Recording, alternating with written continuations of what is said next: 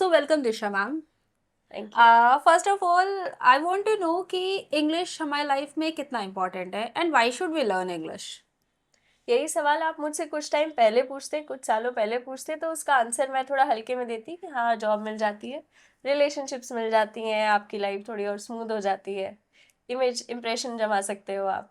But now the answer is much more intensified. अब आपको English नहीं आती है तो फिर आगे आप भूल जाइए कि आप एआई के ज़माने में, एआई जब इतना ग्रो कर रहा है, इतनी चीज़ें आगे बढ़ रही हैं, चैट जीपीटी है, बहुत कुछ चीज़ें आ गई हैं, एप्लीकेशंस आ गई हैं, सब कुछ रन करने की, सब कुछ क्रिएट करने की लैंग्वेज ही इंग्लिश है। अगर आपको इंग्लिश नहीं आती होगी तो उन चीज़ों को सीखना, समझना, आगे प्रोसेस करना आपके लिए इम्पॉसिबल हो जाएगा। अगर कोई इंट्रोवर्ट है जो इंग्लिश सीख रहा है और जो एक्सट्रोवर्ट है वो इंग्लिश सीख रहा है, क्या इसमें डिफरेंस आता है? डिफरेंस आता है, ओपिनियंस का डिफरेंस आता है, क्या लेंथ का आप स्पीच दे पा रहे हैं उसमें डिफरेंस आता है।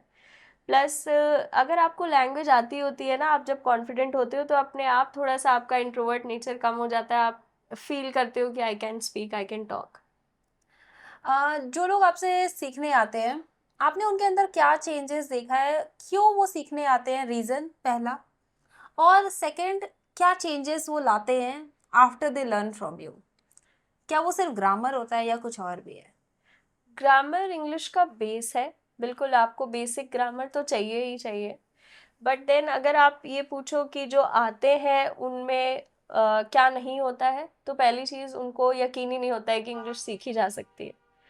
कहीं ना कहीं उनके दिमाग में ये डिलेमा है, ये गलतफहमी है कि इंग्लिश तो वही बोल सकते हैं जो शुरू से ही इंग्लिश मीडियम स्कूल्स में पढ़े हैं या फिर जिनका इन्वायरमेंट ऐसा रहा। But which is not true. आप बिल्कुल इंग्लिश सीख सकते हैं फ्रॉम स्क्रैच। हमारे पास केसेस ऐसे भी आए हैं जहाँ पे स्टूडेंट्स को बिल्कुल भी ज़ीरो इन्फॉर्मेशन थी, मतलब उनको बिल्कुल भी नहीं पता था कि इंग्लिश क्या है और कहाँ से स्टार्ट करना है। मतलब आप समझो कि हमने एबीसी से भी स्टार्ट किए हुए केसेस हैं हमारे पास, जो कि अच्छा बोलते हैं और अब उन्होंने जॉब्स के इंटरव्यूज़ वगैरह क्रैक कर लिए और अच्छी लाइफ जी रहे हैं, वो बेटर लाइफ जी रहे हैं। क्या इंग्लिश हमें कॉन्फिडेंस भी देता है? इंग्लिश हमें बहुत कॉन्फिडेंस देता है, पैसों जितना कॉन्फिडेंस देता है मुझे लगता है। हम हिंदुस्तान में रहते हैं, तो हमेशा हमें ये मेंशन किया जाता है कि हमें हिंदी कम से कम आनी चाहिए, पर मैं नोटिस करती हूँ हमें जितनी इंग्लिश आती है उतनी हिंदी भी नहीं आती। आपने कभी सुना है हिंदी स्पोकन क्लासेस? हाँ, ऐसा क्यों है? ऐसा इसलिए है क्योंकि हम आम बोलचाल में हमेशा हिंदी यूज़ करते ही हैं। अभी भी हम बात कर रहे हैं तो मैं बोल रही हूँ हिंदी यूज़ करते हैं, बीच में इंग्लिश के टर्म्स आ ही जाते हैं, उतनी प्योर हम हिंदी भी नहीं बोल पाते हैं क्योंकि इन्वायरमेंट है, चीज़ें हैं, लोग ऐसे ही बात कर रहे हैं। इंग्लिश भी एक अलग ही लैंग्वेज है और उसमें भी लोग कम्युनिकेट कर रहे हैं, ईजी बना देता है क्या ये मिक्स। इम्पोर्टेंट नहीं है कि हम कम्युनिकेट कर पाएँ, लैंग्वेज कोई भी हो? या हम इंग्लिश को क्यों इतना ज़्यादा वजूद दे रहे हैं कि हमें इंग्लिश आनी चाहिए? डिपेंड कर रहा है कि आप किसको वो मैसेज कम्युनिकेट कर रहे हैं, उस पे बहुत डिपेंड करेगा। अब आपको अपने पेरेंट्स से बात करनी है तो वहाँ पे बहुत ज़्यादा इंग्लिश या कोई भी लैंग्वेज का बैरियर नहीं है, आप जब नहीं भी बोल पाते थे तो भी अपनी बात कन्वे कर लेते थे। लेकिन अगर आप किसी जॉब इंटरव्यू में जा रहे हैं, अच्छी कंपनीज में जा रहे हैं, आप जहाँ पे रिप्यूटेड ऑर्गेनाइजेशन है, लोग हैं, आपको क्लाइंट्स हाई क्लास मिलेंगे, तो आप वहाँ पे आपको इंग्लिश हिंदी दोनों में ही मुझे लगता है प्रोफिशिएंसी ठीक ठाक आनी चाहिए। आ, आपके लाइफ जर्नी में आपने बहुत सारी चीज़ें एक्सप्लोर की है, and I C me in you, क्योंकि मैं भी ऐसी ही हूँ। मैं हर चीज़ को प्रैक्टिस करती हूँ, हर चीज़, मतलब मुझे ऐसा लगता है कि अगर मुझे ये चीज़ करने का मन है मैं कर देती हूँ। I don't think of pros and cons, मैं सोचती हूँ पहले करो फिर प्रोज एंड कॉन्स में कुछ तो होगा ही। क्या आपके अंदर ऐसा, मैं आपकी जो स्टोरीज देखती हूँ मुझे वो चीज़ आपके अंदर भी दिखती है? आपको लगता है कि ये ऐसे सब लोग होते हैं या हम ही ऐसे हैं? मुझे लगता है हम ही ऐसे हैं।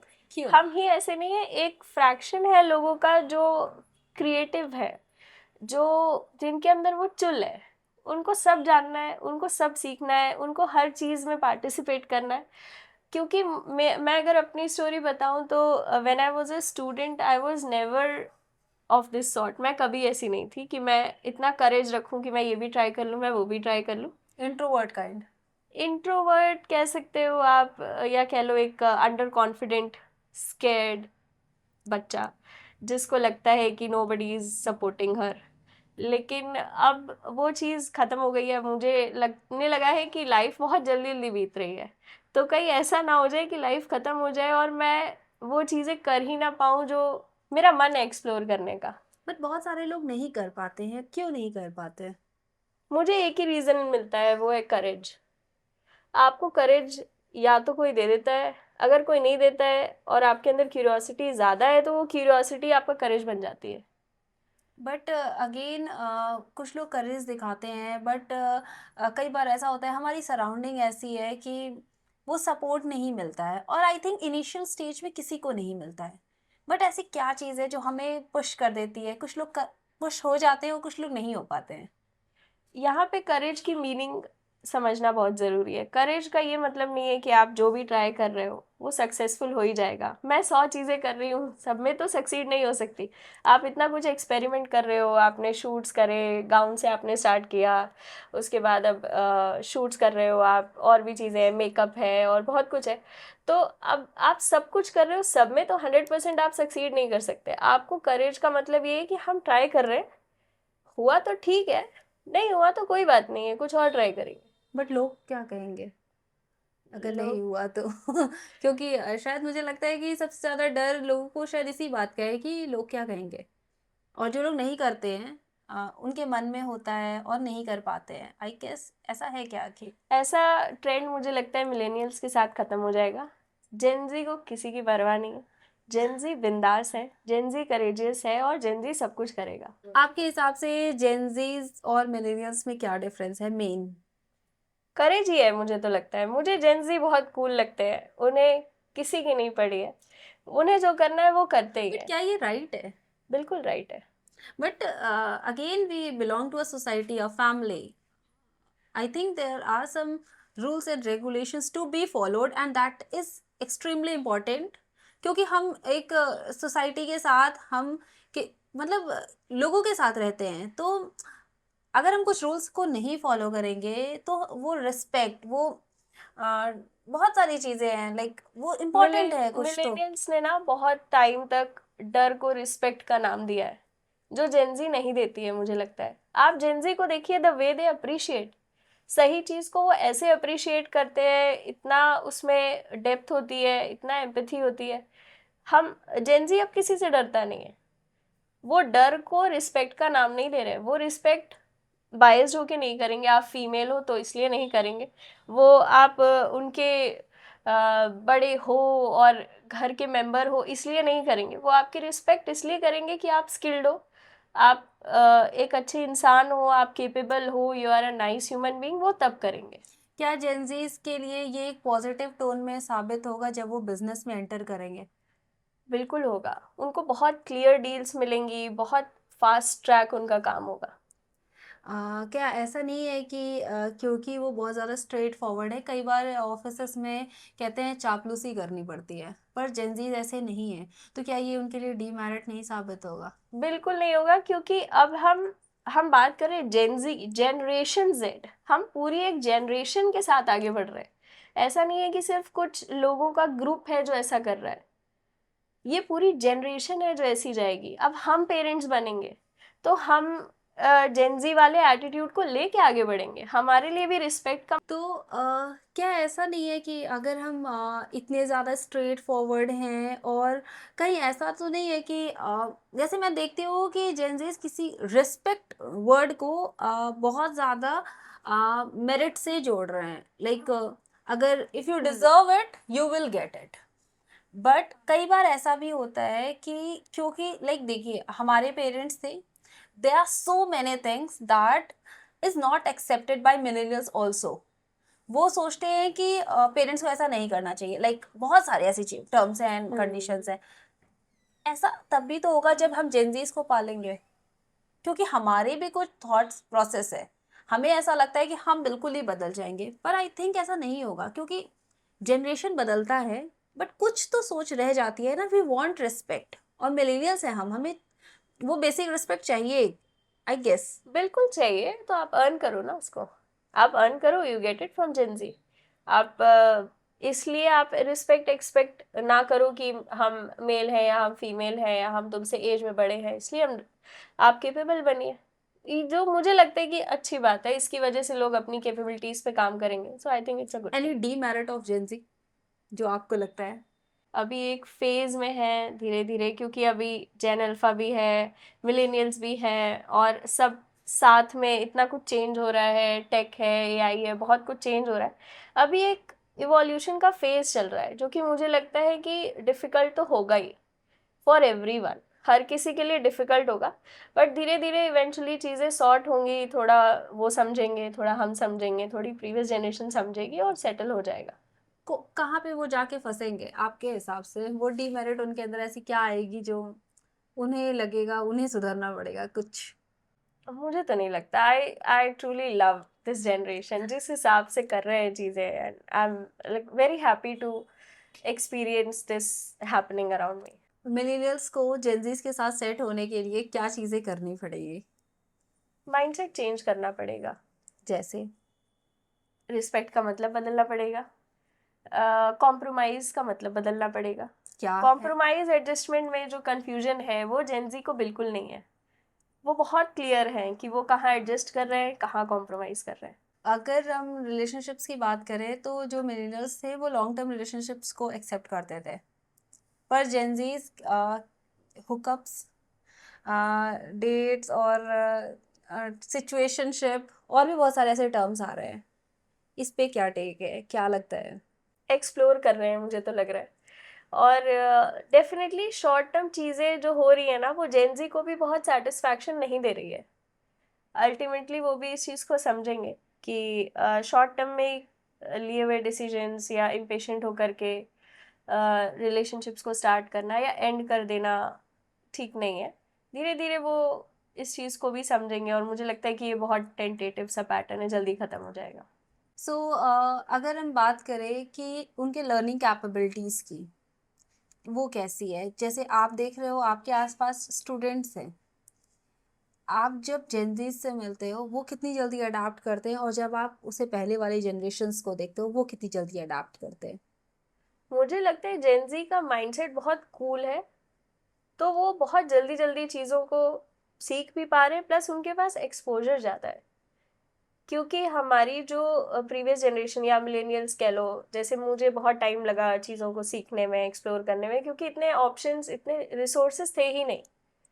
अब बहुत सारे रिसोर्सेज हैं, लोग बहुत कैलकुलेटिव हो गए हैं, उनको पता है कहाँ से क्या पिक करना है, किन चीज़ों पे वर्क करना है, किन पे नहीं करना है, बहुत क्लैरिटी है जनरेशन के क्या पास। जेनजीज इस वजह से भी बहुत ज़्यादा ओपन माइंडेड नहीं है? क्योंकि आई थिंक जब हम आगे बढ़ रहे थे तो हमारे बैक पे स्टेबिलिटी नहीं थी, क्योंकि हमें स्टेबल होना था। बट जब जेनजीज आगे बढ़ रहे हैं तो उन्हें पता है मेरे ऊपर घर नहीं चल रहा है।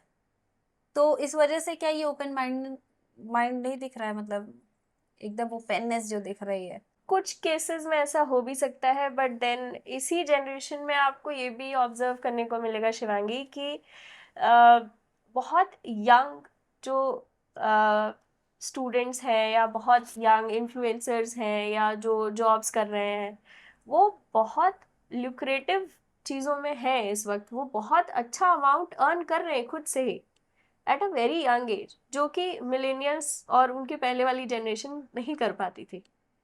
तो आई कहीं ना थिंक कहीं ये जो बढ़े हुए सोर्सेज ऑफ इनकम है ना, ये भी जेंजी को बहुत फायदा दे रहे हैं, बहुत कॉन्फिडेंस दे रहे हैं उनको ये।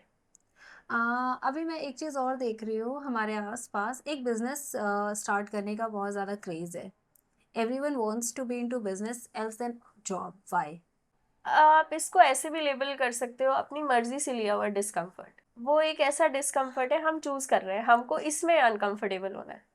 ये बहुत अच्छी लाइन आपने बोली, अपनी मर्जी से लिया हुआ डिस्कम्फर्ट। ये था, आई थिंक इसको ट्वीट करने की ज़रूरत है क्योंकि yes, but again job was stability and business is so unstable, but still people are ready to jump into it.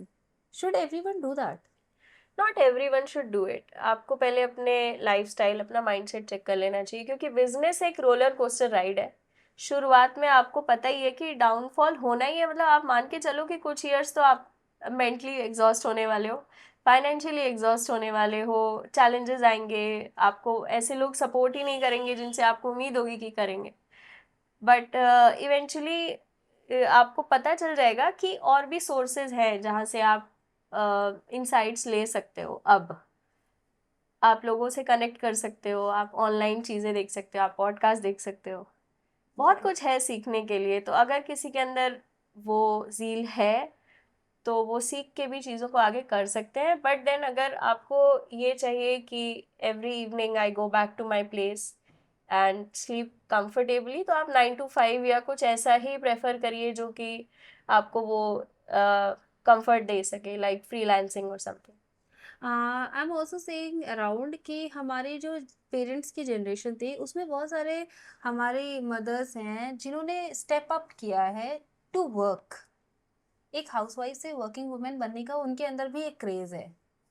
एक नया जनरेशन इस नए दौर में मैं देख रही हूँ।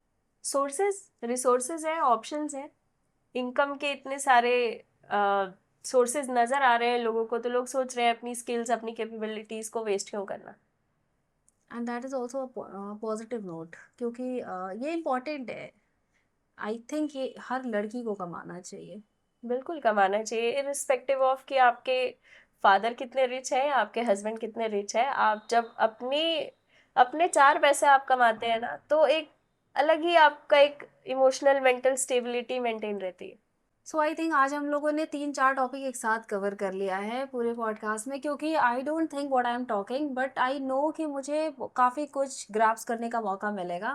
वी स्टार्टेड फ्रॉम हमारे लिए इंग्लिश क्यों इंपॉर्टेंट है, then we talked about Gen Zs and then we are talking about business, और उसके बाद हमने हमारे मदर्स की जनरेशन तक हम पहुंच गए, मतलब कोई जनरेशन हमें छोड़ा नहीं है।